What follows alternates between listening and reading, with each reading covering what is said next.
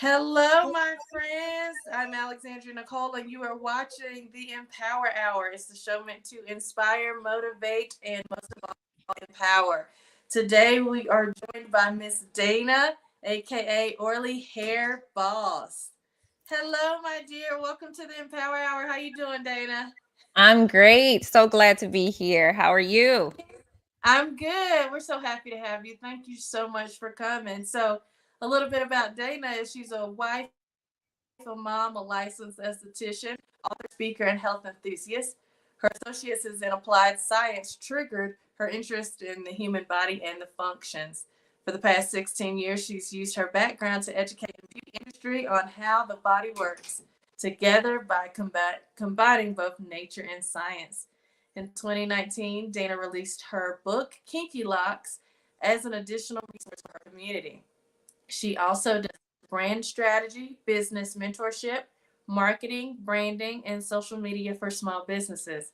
Dayna has nearly a decade of experience producing marketing and social media strategy for brands, in addition to helping leaders showcase their talent in the business world. Coaching and online courses for beauty professionals to increase their sales and retention. The course focuses on marketing, branding, and social media. In 2016, Dayna launched Lady Day LLC, which is a subsidiary that branches into the DNA Wellness, Oil City Squad, and Mottpreneurs that it all embodies different aspects of community health and wellness. She specializes in skincare, hair care, essential oils, child development, body function, diet, and self care. She is passionate about supporting ladies in business and runs a mom slash women in business network community. So basically, all the things, Dayna. All the things, all the things. I love it. All the things. I'm so happy to have you. So, what is it that you are most passionate about? Tell us, what you're most passionate about in your work and what inspires you. Absolutely, absolutely. So, interestingly enough, if you put all of those things together, one of my core line thing is really to give voice in places where people don't quite have the words on what they want to say. And so when I say that, it really transcends so much of what I do. And so I really would love to start more with that health piece of it. So for me in my journey, genetically, the odds are not in my favor. So I have no living grandparents. And a lot of the loss that I experience, I know is due to lifestyle choices. What I found, especially for myself and most of my family members, is a lot of the things we just didn't know. So I didn't know that a Twinkie wasn't food. I didn't know that, Kool-Aid is not nutritious, right? So there's aspects where I want people to be empowered to make choices because they have the knowledge. There's spaces where people have knowledge and they choose to do nothing with it. But what I found, at least in my journey, is most of the people just don't know, right? They just don't have a voice in that space because they have no idea that there's anything else out there. And that was the case for me. I didn't know that there were other health options. I didn't know that there were other things that could manifest. And so I'm super passionate about educating. I love like I get excited when I'm teaching, where I can shed some light so that people can then make educated choices that either are more beneficial, or they can say, you know what, that's great information, but I'm probably not ready to make that step. For me, then my job is done. So I get inspired when I see people that a light bulb goes on and they're like, oh my goodness, like I can do that. Like I can do that. I honestly, for the longest, really thought like I'm going to be diabetic, right? I'm going to be overweight, like all of the things, because I'm just like, well, that's how everyone in my family ends up. So I just know I'm going to have high blood pressure. That's just what the cycle looks like. And until I understood that I could take control and make changes, I realized I needed to start different patterns for my kids and anyone else that is open, willing, and wanting to make changes. Oh, I love that. I love that. And sometimes it is a lack of knowledge because especially in the arena of food and like culture, you take the dishes that your mother made or your grandmother made, and that's what you make yourself. If your mother is making fried chicken and black eyed peas with bacon and all everything that I love in life, but Right. if that's your only relationship with food, and you just operate within that space of kind of perpetuating that to your kids, like my mama made fried chicken, that's what I'm gonna make. You know what I mean? So sometimes it is the difference between having exposure to certain things and then perpetuating that type of behavior in your family. I never Exactly. had an eggplant until probably 3 weeks ago. You Yeah. know what I mean? Yeah. And it's because I just recently started this vegan journey, right? And before then, it was chicken parmesan. That was all I knew, right? But now I have eggplant parmesan, and I tell them to, hold the cheese or whatnot, or my husband will make it, and I love it. But Yep. before that, I had no knowledge about what eggplant was. I Exactly. saw it in the market, and okay, I had, Yeah. I don't know how to prepare that. So Yeah. knowledge is power. Yeah. Yes. Yeah. Yes, I totally agree. And one of the things that I'm super passionate about, since you mentioned food, is I culturally, so I am Haitian. So Caribbean food is a huge part of my being. And so for me, even when I make healthy choices, it got to taste good. Okay. So I'm like, when people, first hear, oh, I'm going vegan or vegetarian, and I'm like, no, no, no, I don't just eat carrots and broccoli. Like, understand that there is such such a variety of different foods and seasonings and things that you can do culturally that, to be honest, I'm not missing a steak because the way I eat is good. Like, I eat well, I love food. And so it still can be enjoyable, which I think sometimes that's one thing that people are like, I don't want to deprive myself, and I enjoy food. And I'm like, you can still have those experiences, you can still enjoy food. Let's just do it a little better. Oh, so are you vegan or vegetarian or? So I'm vegetarian. I'm not vegan solely because, like, I can't fully give up seafood. So with, with my heritage, like, I've tried, but there's some gumbo that just don't quite work. Well, I'm gonna tell you a little secret. So I started this vegan journey, I want to say like a month and a half ago. And every once in a while, I'm like, oh, I need a piece of salmon. You know what I mean?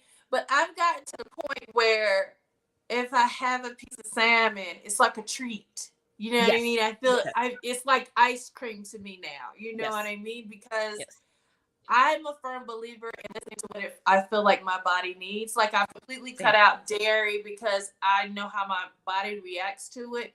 And being that I'm getting older, I feel like I'm becoming lactose intolerant. So instead of like feeling like horrible every time I have a grilled cheese sandwich or whatnot, I'm making different choices to kind of listen to my body. So I feel like when I'm ever feel like I'm needing some meat, I'll indulge. You know what I mean? I don't want to deprive myself to the point where I'm not listening to what my body needs, But so far, I'm enjoying the journey, and it allows me to be creative and kind of think outside of the box.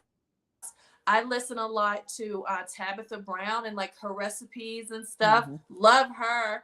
And I'm Love like, Tabitha. I got Yep. all of those things. I can put those together and air fry it, and boom, bang, boom. I got a meal in 10 minutes.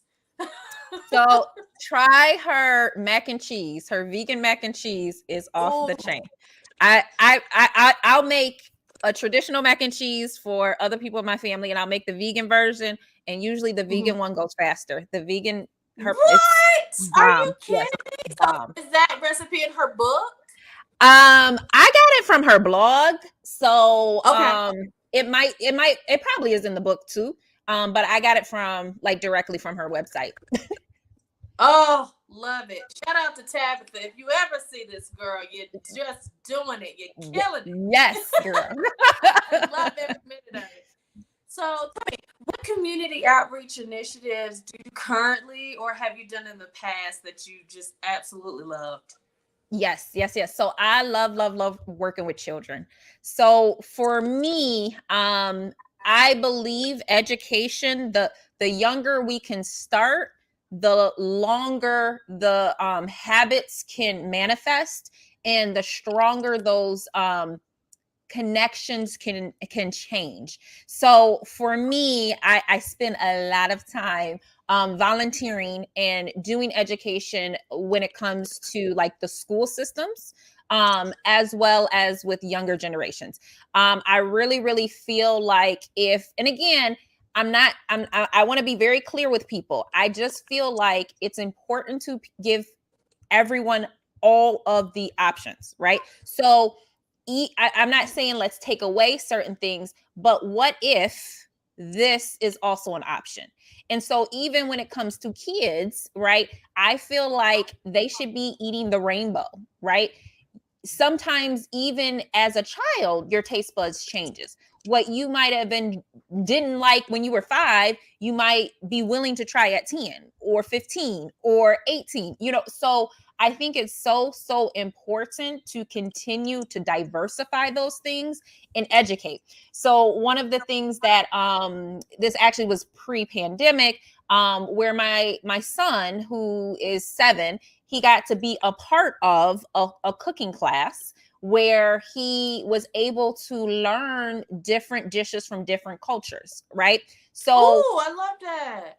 Yep. So my children know how to roll sushi. My children know how to make samosas, right? So I want them to, even when they see things like an eggplant, right? They can identify other ways they can use it. And some of that stuff they might be like, it's still nasty, right? But at least they were They tried exposed it. They know. and tried it. Exactly.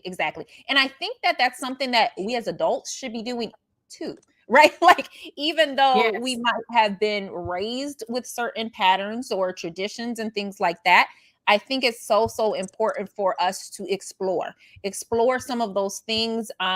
There's so many cultures. Even so, I love Indian food. Me too. And and culturally, it's so nice because I will say a lot of cultural foods. When I try to eat vegetarian or vegan, I'm like, I'm still hungry.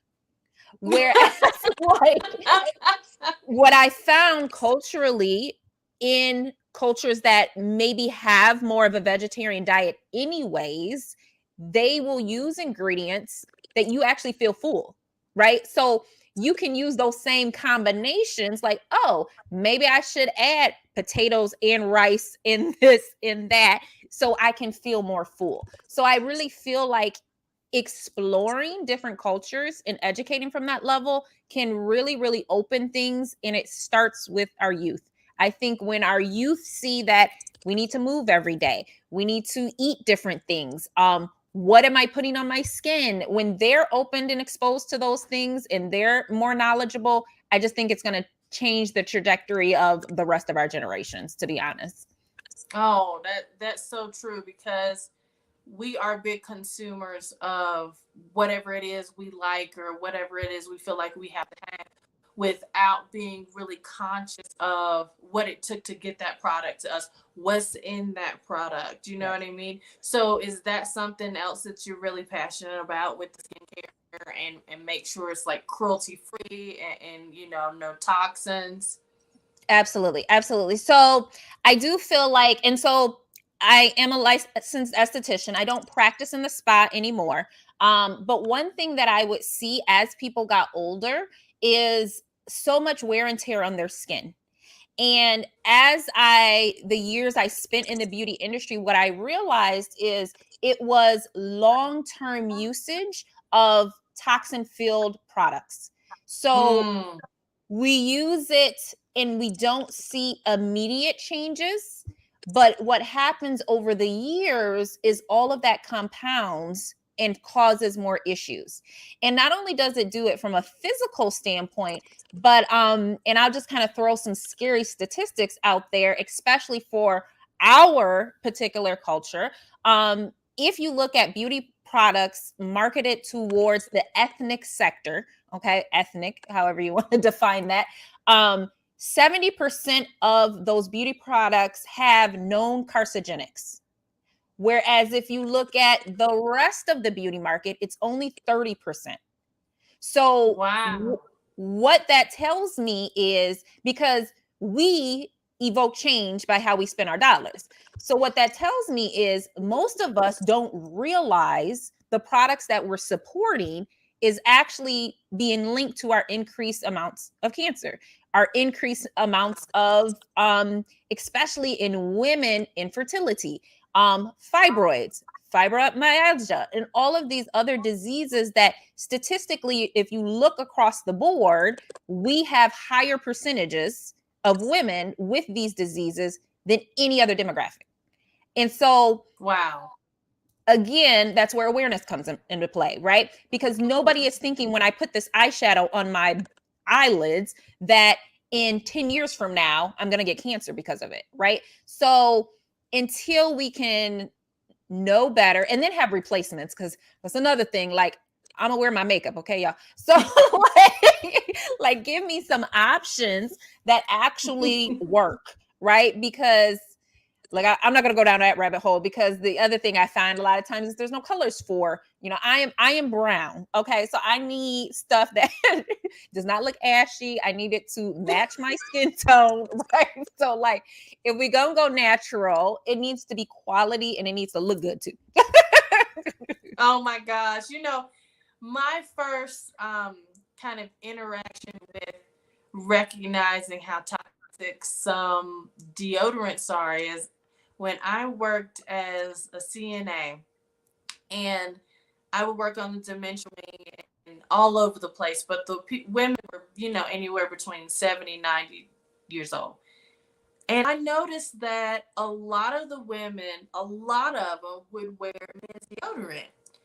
And I went to one of the nurses one day and I said, is this something that just the healthcare facility oversees? Because I noticed these women, and they said, no, these are choices made by the women or the women's family because these women have had breast cancer. And it was brought on by the deodorants with all the extra chemicals for, silk bottom blossom. Like, well, you know what I mean? Wow. Like all of the super floral things. And I was like, wow. And it's funny because you don't connect it. You're just like, oh, it smells good. I'm going for it. Right. But then if you consistently are putting something on your body for 40 years. Of course, yeah. And you think about it, you put deodorant on, it's right there in your breast area. So it's seeping in, it's slowly compounding, it's slowly releasing those toxins. So that was kind of my first awakening on realizing how close the things are, the products that you use and the things you put on your body, the things that seep into your skin are. And it's so funny because when you recognize it, it feels so common sense, right? But you don't know what you don't know. You know what I mean? Yeah. So that was really interesting. Yep, exactly. You don't know what you don't know. And so one thing that I will implore in those watching as well, sometimes we feel like, well, I don't want to be preachy to people, or I don't want to offend anybody. But I feel like personally, if you ever have something good in your life, you have an obligation to tell other people. Now, do people not do it in a healthy, good way? Absolutely, right? But I feel like what people do with that information is on them. Now, once you've said this is what it is, and they said, that's fine, I'm not interested, now you can say, okay, I did what I needed to do, walk away, right? You don't need to keep pushing and browbeating anybody, but at least they know that that's the information. I know, and I'm confident that my family knows when they're ready, if they're ready, I'll go to Dayna, right? So they know what I talk about on my platforms. They know what I stand for. So I don't feel like I need to and I'm gonna just use it again, browbeat anybody, right? But I do feel like everybody has influence. Everybody has influence. I don't care how small, big you think you have influence over somebody. And so, Mm-hmm. as a responsibility, if something has changed your life, if even it's something that gives you a little energy in the day, tell somebody, right? Because it Yes. might be Yes. just what somebody needs, and you never know, it could save their life in the long run. Oh, that's so good. And it's so true. And that lesson reminds me of something that I tell my children about um sharing with people that are unhoused, like giving people money. Mm-hmm. Is it's not our job to dictate what it is that they do with their money. Because I Yeah. know a lot of people are resistant, like, oh, they'll use it for XYZ, and then that becomes the reason why they don't extend a helping hand. It's not my job to navigate what it is that they do with it. It's Yeah. only my job to help if I feel compelled, right? Right. I have nothing to do with what happens after. I put it out there, and they can buy food or they can buy something else, but I've done what I needed to do. You know what I Exactly. mean? It was Exactly. so good. So what would you say most inspires you to do the work that you do? I think for me, a lot of my past experiences. So for me, I have been in a space where I didn't feel heard or I didn't feel seen for who I was. And so as a result, I don't want anyone to ever feel what I felt for large periods of my life. And so Mm, even if it's a small bit of healing that I can do, like that's what inspires me. That's what moves and motivates me every single day is the people I can touch. I really really feel like I kind of joke and say this all the time, but I believe my purpose is to change the world. Now, granted, it might be I just spark the brain that changes the world, but it planted the starts. seed, girl. That's that's Yes. that's Yes. important too. Yes. Yes. Yes. But it starts with the one person, right? If I can impact one person, then Right. that can trickle and start a ripple effect that I know can impact the world. Woo! Yes. I mean, that is the exact reason why I started Solidarity Talks, is to open a space for people to be seen, heard, and valued. Because Yes. I have myself not felt like that. And then, on top of all that, on top of personal struggle, you end up feeling lesser than in it too, which Yes. is even more depressing. So if Yes. I can, offer a space where people talk and receive clothes and food and things that they need to, and like you said, you could be changing someone. You can offer someone hope in that moment. You can offer someone tangible things that they need, and Yes. that's how I'm changing the world. Yes. Yes. I love One it. person at a time, one conversation at a time. I love it. I love it. So, oh, I love this question. What is the greatest lesson that you've learned thus far up until now? Um, so I think when I thought about this question, especially if I can connect it with my experiences, um, do it. And what I mean by that is I think for so long, because I came from a mentality of perfectionism, right? Like it was get more education, keep practicing, and I never shipped, right? I never shipped Mm, out what I needed to ship. And what I realized it's in those imperfections is how you improve. So if I mm, ship to the best of my skills right now, the next time I ship, I can only get better and better and better. But if I never ship, I always stay and my skills stay down here. And so for me, I had to be okay with this is the best it is right now. And I'm going to ship it. I'm going to ship it.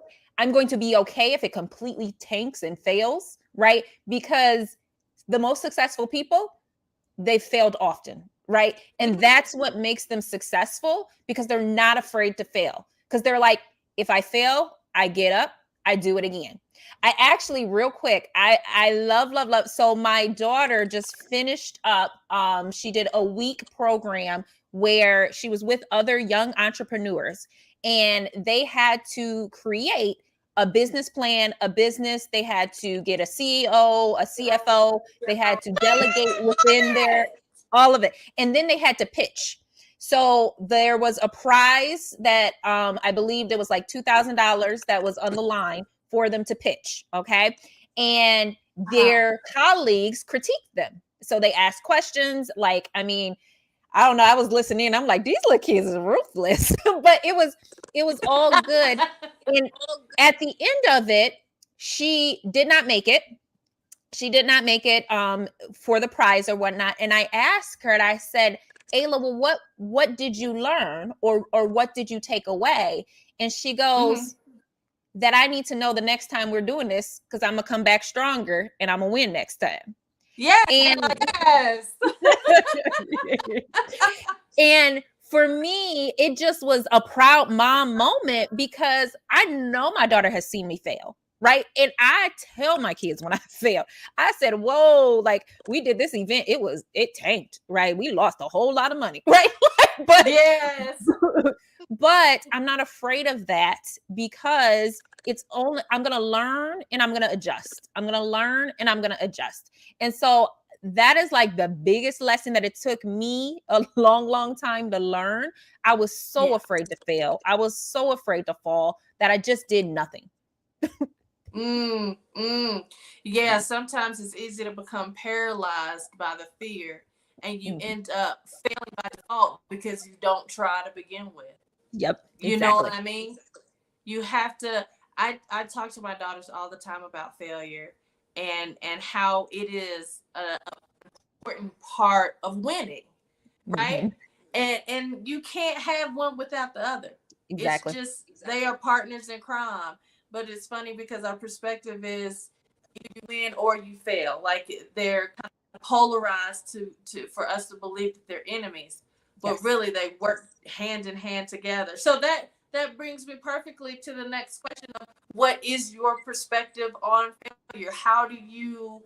I think you already answered the question of how you talk to your kids about failure, but what is your overall perspective about it? How do you handle it when you perceive that you fail? Yeah. So I will say my perspective is run towards it, but I will also give you the reality, right? So as much as I fight it, my perfectionist brain immediately, the first thing I want to do is like, see, it wasn't meant to be, right? Like I'm like, oh, the sky is falling, right? Like I must go back to a 9 to 5 now, right? Like so, but I sit with those emotions and I sit with those feelings and I accept them for what they are. I allow myself to wallow in all of that, and then I move on. Then I release it and I move on. And I want to say that for everybody, because sometimes in my brain, I'll be like, but why do I feel this way if I know that I shouldn't feel this way? And I feel like we should have permission to feel that way. We just shouldn't stay there, right? So use the tools in your arsenal to get you out of that place, but don't be afraid of those emotions, because those are the emotions that actually fuel you. I actually think that there's sometimes we talk about pain and passion, and to me, passion is simply flipping pain to a positive state, right? So like a lot of the things that fuel why I do what I do is because of loss, right? Had I not lost so many family members in my life to premature, like, I mean, when I run through the list, I'm like, this is not fair. But in my head, that pain fueled me to my passion of saying, maybe other people need to know this, right? And I don't feel like if I ever felt that pain, I would have been as strong in my conviction for the things. And I think it's the same way with failure. I think when you can fail and fail and fail, when you win, you are on top of the world, because you're like, yes, like Because you know what it took to get there. You know Yes. how much you've lost financially and emotionally, and Yep. how much time you've sacrificed, how many times you didn't cry and wanted to throw in the towel. Like you said, oh, it's just not meant to be. This is not my calling. Yep. All of those emotions that you overcome, and when you do win, is wonderful. Yes. Your failure is, oh my gosh, it's such, as I get older and I have a different relationship with failure, I appreciate it. And I think what I do in failure is I have a moment where I'm upset about it, and then I say, okay, what is my lesson from this? Mm-hmm. And that's even in our construction business. um you know, when we first opened our business, our contract that we would give people was like half a page. It was like your address, your name, the scope of work, and that was it. But after we've been in business and we've had so many mistakes and we've had so many things that presented itself, so many ways people try to get out of paying and all these various things. Mm-hmm. So now the contract is like 2.5 pages long, Yes. 12-point font, because we have learned from those mistakes, and we don't wallow in the anger from the failures or our perceived failures or the mistakes that we've had. We have our moment of disappointment, and then we say, okay, well, this happened. How do we make sure this doesn't happen again? You know what I mean? Yes. Exactly. Yes. Yes. I love it. So tell me about a book that you've read that you would suggest as a tool for personal development. Yes, I'm excited about this question, yo. So I love books. I love to read. I am a serial reader. I've been reading since I was a little girl. I'd rather read a book than talk to humans. Like like I love to read. But I had to pick this one, and it's funny because I have a paper copy, I have the audio copy, because every once in a while I'll go back to this, and it's called Linchpins: Are You Indispensable by Seth Godin. If you know any of Seth Godin's writings, he is phenomenal. Okay, so for me, this book was the first time in my entrepreneurship journey that I was like, wait a minute. Like my whole life, I'm like, I think I'm an alien. I think that I do not belong here with the rest of these humans around me, because the way I think is so opposite of everything in the society that I know, that when I read Linchpins, and even the word linchpin, essentially it is the core of what keeps everything together. And Seth Godin in this book talks a lot about where we are headed, and and it's actually a pretty old book, so like it was far before its time, but that we are moving in a direction of the artist. We are moving in the direction of the creator, the innovator, the people that are winning, the people that are financially finding a lot of success, are those that are thinking outside the box, right? They're seeing problems in different industries, and they're innovating new ways to do it, right? They're the ones that are having podcasts like this, right? The ones that are going around the country saying, let's have these conversations, right? Those are the ones that are going to be on the top, because they're actually blazing that trail that is not even there. And so if you haven't read this book, read this book. I need to listen. When we get out here, I'm gonna download the audio tape so I can listen to it in the shower and stuff. Because the shower is where I have all my thoughts. I'm a Pisces, so I feel like it's that something about being in the water gives me clarity. Yes. So I would love to have some really powerful background noise while I'm showering, since that's my most inspired time. And I think I'm going to download that book. So what's your favorite part of it, or what do you think is like the most profound aspect of Linchpin's book? Yeah, so I really, really love how they kind of break down the current philosophy and mentality when it comes to working. So one of the things that I feel like I've been saying my whole life, but again, everybody's like, oh, you're crazy, is there is this ideology that we go to school, we have to go to school at a certain time, we leave at a certain time, and then what do? We leave school and we do the exact same thing in a career, right? So we're programmed so to be what the book calls pongs, right? We're programmed to be pongs in life, right? And as long as you stick to your pong and keep going, right, then you will fit in this world, you will fit with society, you will be successful. But what we have seen is that has led people in a hamster wheel where they're never getting ahead. And so what is going to be the ones that get ahead are the innovators. It's going to be the ones that say, I don't want to be in this hamster wheel anymore. I actually have been thinking differently. So he gives examples of like companies that are innovating, companies that are thinking outside of the box because they allow their employees to make choices, right? They allow change and direction when it comes to strategy and promoting. So for me, those were the most powerful pieces to that book, because not only does it help you appreciate, and he's very like science and data. So like, it's not just like, he's like, this is my opinion. Like, no. He's like, no. Like, let's look at the numbers. Let's look at marketing. Let's look at how things are manifesting. Right. So it's so evidence-based. Like, it will make sense to anyone, whether they agree with it or they don't agree with it. They'll be like, oh yeah, I see how the school system kind of jacked us up like that. Yeah, that's kind of like, but this is how we can break free. So love that piece. I think you'll love it too. It's so powerful. Oh my gosh. I really can't wait to read it because it sounds like it's wonderful, and it sounds like it aligns with kind of the same thought patterns I have.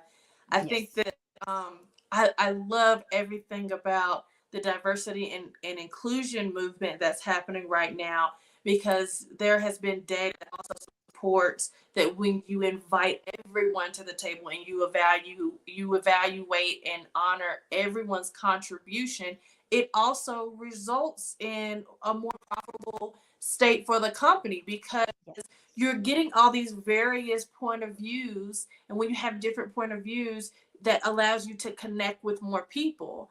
And if you connect with more people are going to feel valued when they're utilizing your product, no matter what that is, right? Exactly. So everybody has a different viewpoint, like culturally and socioeconomically. If we could listen to more people, that gives you the opportunity to tap into more demographics. So it kind of makes sense to me. It's like, duh, but it hasn't been the most predominant way of approaching marketing and corporations. It has been like very much the hierarchical aspect of things. Like, I'm the boss, you're the employee, I make the decisions, I don't really care what you have to say. Like, and that really on a human level, I don't agree with. Everybody has something to contribute, whether you have a degree or not, whether you're CEO or custodian. Like, we all have something that we can offer of significance. And I think people should be given the opportunity to hold that space to be heard. Yeah. To your point, the best ideas win. It doesn't matter where the best ideas come from, but all of them should be put on the table, and the best idea should win. Yes. Isn't it funny how the most profound things are typically the simplest? The simplest, yeah. For sure. Isn't that crazy? Yep. Lord. So I asked you what your perspective on failure is. So who do you think would be an excellent person for me to meet? Is it one of your mockpreneurs? Is it somebody from your group? Is it who do you like? Oh, you needs to talk to this person. Ooh, that's a good one. That's a good one.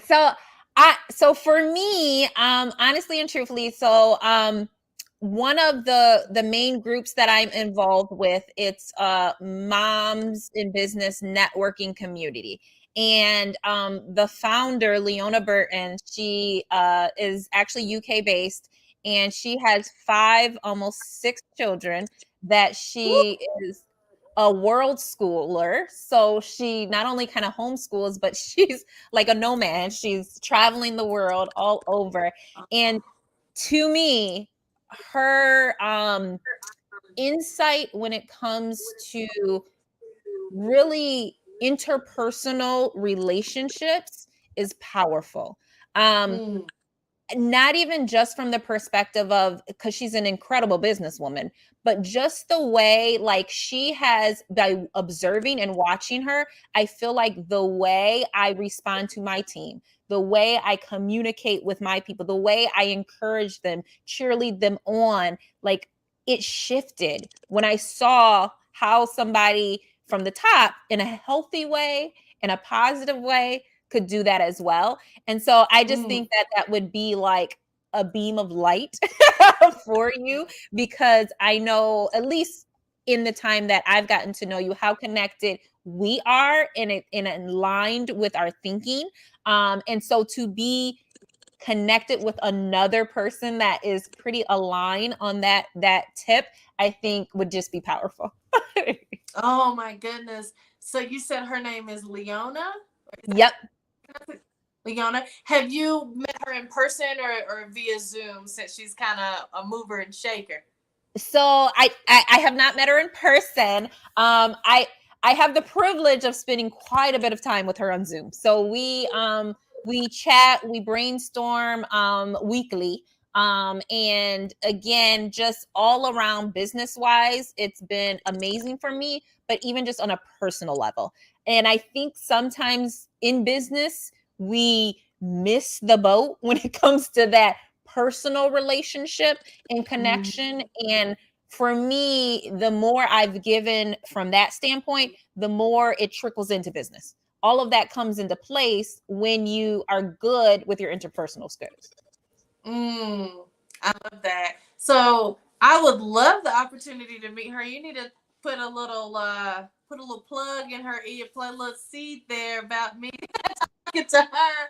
Because Will if you do. recommend her, I know she's got to be amazing. If Yeah. she's anything like you, I know she would must definitely be a blessing to my life. So I want you to tell everybody about the group that you oversee. Yes, yes, yes, yes. So, yeah, it really is all about getting women seen in business. So one of the things that I'm passionate about is when I first started my entrepreneurship journey, I am and was a homeschooling mom. So I have my children all the time. My parents live in Tennessee. So I do not have the luxury of necessarily always have, oh, I live in Michigan, I guess for context. People should know that. So I don't have the luxury of necessarily having someone that can always watch my kids. But I'm also serious about my business. Okay. So like a lot of times I would be dragging my kids along. There's a lot of stuff that I had to say no to because I had my kids. And so the one thing that I wanted to be different in our networking communities, all of our events are child friendly.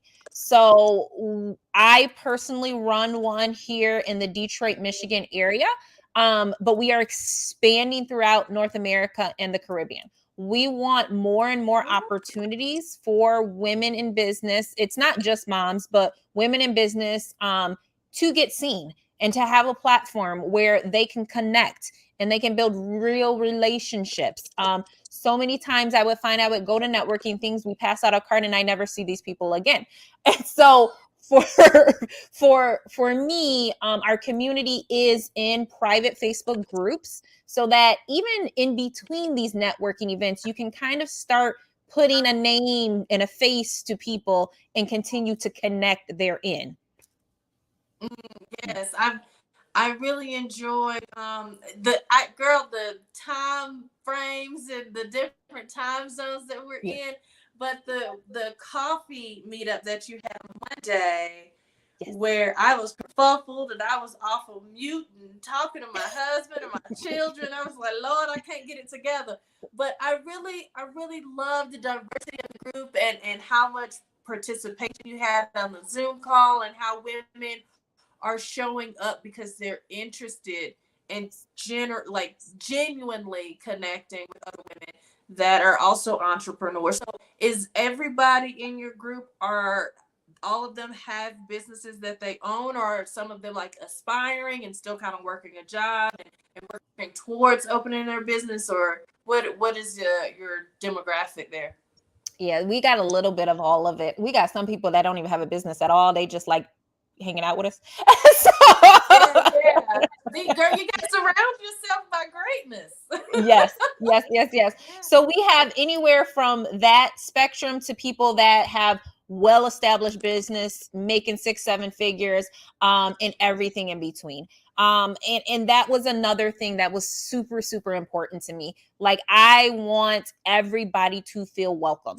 I want us to be in spaces where you might be a real estate agent. I might be running a direct sales business. You might be, I don't know, owning, I don't know, a construction company, right? Like, so there's so many different women in different fields. And I think that's important too. I think sometimes people shy away from connecting with other people in other industries. But when I tell you, if you ever see content of mine, more than likely what I do is I go to different industries, see what they're doing, and then I tailor it to what works for me. So even when it comes to my marketing strategy, like, I'm looking at like beauty bloggers and I'm like, oh, that's fun.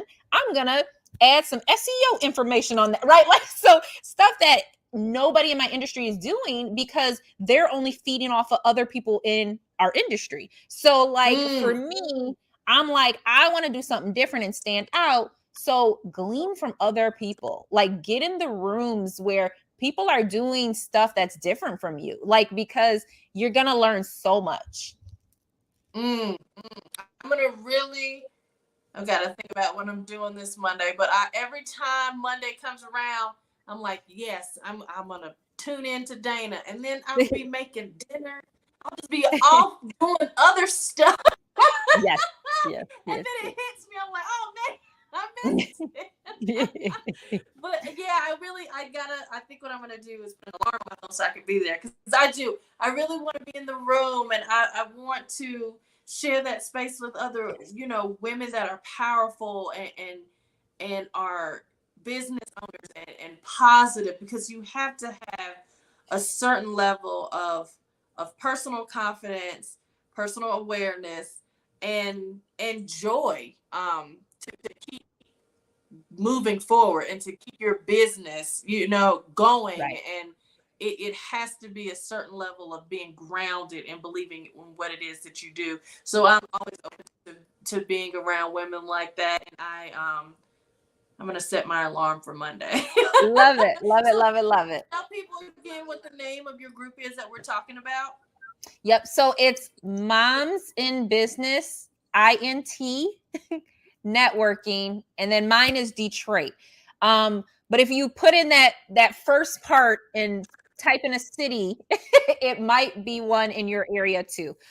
Because we have over 30 some groups now, and we're just constantly growing. We're constantly looking to bring on more. So even if you're in an area and there's not a group, would love to chat with you, because we do want to bring more and more of these opportunities to other ladies in business, because we realize there's a lack of the support.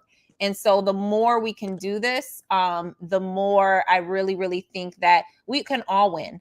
I truly, truly believe that there's enough for everybody to eat. We just need to get in the right spaces. Moms in Business, INC, is that it? INT. INT. Mm-hmm. So let me edit that. Mm-hmm. But thank you. Basically. Yep, international. Yep. Detroit. Perfect. There we go. There we go. I keep coming in contact with people that's in Michigan. Like, I met this amazing woman. Her name is Erin, and she has an initiative a lot like mine with Solidarity Nation. Hers is called Breaking Bread, and she's Nice. in Midland. She's Okay. in Midland. Okay. And I'm like, okay, I've got to go to Michigan. I know you there. I just met Yeah. her. Anybody that, I get a message from as of late, they're like, yeah, I live in Michigan. I'm like, okay, God, I hear you. I'll be Michigan. Yes, I would love it. And I'm going to make sure to see Big Sean while I'm there. Yes, girl. Yes, girl. I love his energy and his wisdom on manifesting. I listened to an interview that he did, and I like immediately made a vision board. I just love everything about him. But Yes. girl, this hour flew by. It is 7:51 right now. Oh wow. So, we will end with let me make sure I went through all my questions. I didn't miss anything. So we are on our last question of the evening, and that is, what is your favorite candy?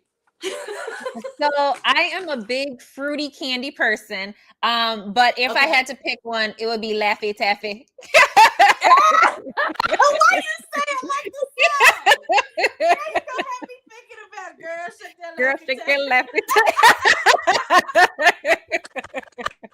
So is that what you get when you go to the movie theater? You're getting popcorn and Laffy Taffy? Laffy Taffy. Yes, ma'am. Yes, ma'am. Well, I love it.